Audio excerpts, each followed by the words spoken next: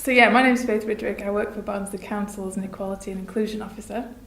I've worked with the LGBT Forum since I started in post in 2015, I believe it was. And I've done a number of different things with them and for them, on behalf of them. Last year, there was a decision made to start to work on something to sort of have a festival of events that we were going to do during LGBT History Month, because this year is the 50th anniversary of the partial decriminalisation of homosexuality. So February was the chosen month because it fit quite nicely with LGBT History Month. And at that point, we started to put together a bit of a planning group and spoke to a number of different officers and community members around what we should include. And that's how I met Stephen. And we started working with the forum on some ideas as to what they could produce with a little pot of money that they'd been given for this festival.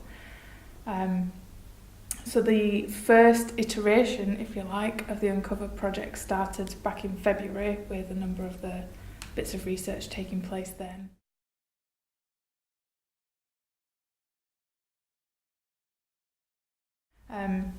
And actually I was having a conversation with my dad the other day about it, and he was sort of saying, you know, he'd read the article in the newspaper about it. He was like, oh, I can't believe that this was Barnsley and that this was only 50 years ago. He says it's amazing the kind of histories that you find out about people, about towns, about anything really. But yeah, I thought it was quite interesting that a lot of people seem to have picked up on this.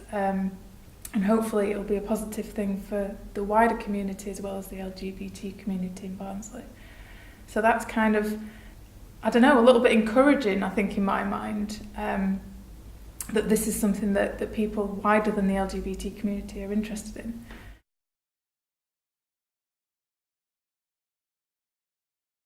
I think, being as it's called the Uncovered Project, it has unearthed a lot of stuff that a lot of people didn't know, and actually even going on the walking tour, having the pictures with us, some of the members of the community that were there on the day were sort of commenting that they can't believe how much Barnsley as a structural sort of place has kind of changed, but then looking at the sort of attitudes that went along with it, and how that's changed over time as well. And I think, I don't know, it's not half of but some of the LGBT culture and community has come from that sort of underground lifestyle, if you like, and having to hide it because it was against the law.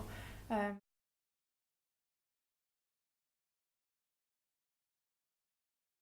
the story of the miner was quite warming even. Fred Dyson, I believe it was, wasn't it? Yeah, his story of how actually within that small community he was fearing what their response would be because it was published in the papers. And he knew that, I think he knew that they'd found out about this, so he was a bit worried about going back into work, but actually they just sort of made a bit of a joke about it. And then it was business as usual. And I think sometimes within a community, it's kind of like you do fear the things that you maybe don't know, but actually sometimes when you scratch underneath the surface, it's a completely different story. And I think for Barnsley, that's a really positive story that we've heard. And actually, you know, as much as this project's uncovered, I think it's really interesting that we've explored it, and that hopefully generations to come will be able to see what the history was like. But it would be good, in my mind, if we continued sort of doing this, because I think the stories of now will be completely different to the stories in another 50 years' time. So I think it's really important to sort of capture that when we can.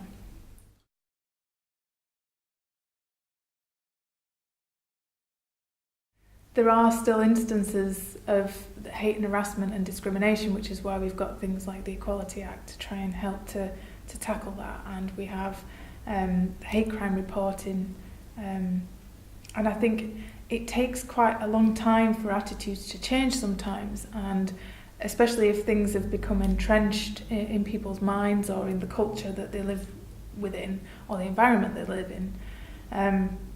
it can take a while to change that. But I think, you know, it is one of the contributing factors towards, or the 50th anniversary, not the anniversary, but the change in legislation was a factor in maybe the start of some things. I mean, you've also got the Stonewall riots and a lot of the work that since organisations like Stonewall have done, and I think, you know, having something like the Equality Act as well, which brings in LGBT rights, if you like, it's something that's hopefully going to help and steer attitudes in the right direction. I think for me, I was having a conversation on the evening actually with somebody around tolerance, and how they were saying actually tolerance isn't good enough. Tolerance says that there's still something wrong and still something that we should be doing that's different, if that makes sense. And I think it's around, I don't know, it's around inclusion. It's about everybody, and it's about acknowledging and accepting everybody for who they are, where they've come from, what life experiences someone have got, and actually everything in between shouldn't and doesn't matter.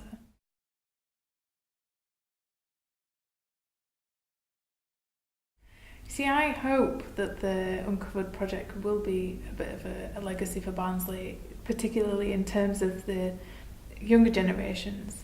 I think it's, you know, attitudes are changing, but there is still prejudice around.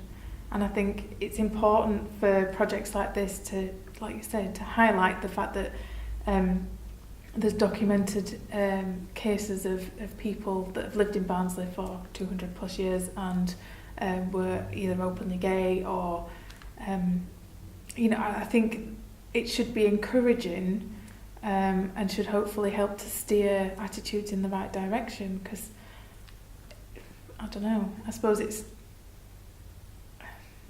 an important piece of work to get people talking actually as well.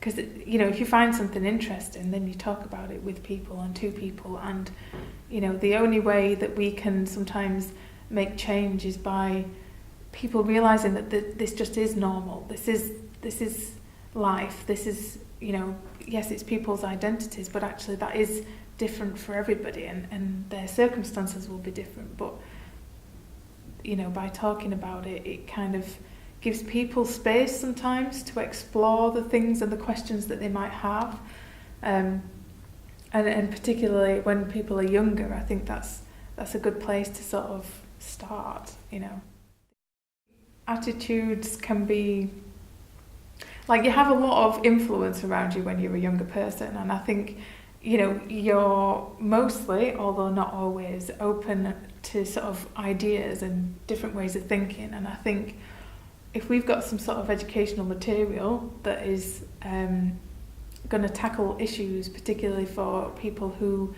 either aren't sure of their own sexual orientation or gender identity, but that, I don't know, I guess making this readily available, and if people are going to use it, it'll hopefully help them to see that actually, you know, what they're thinking and feeling is something that people have been thinking and feeling for thousands and thousands of years, and, you know, it's all right, and that, you know, you should be able to talk to people about it. And I guess this is hopefully going to get that dialogue started.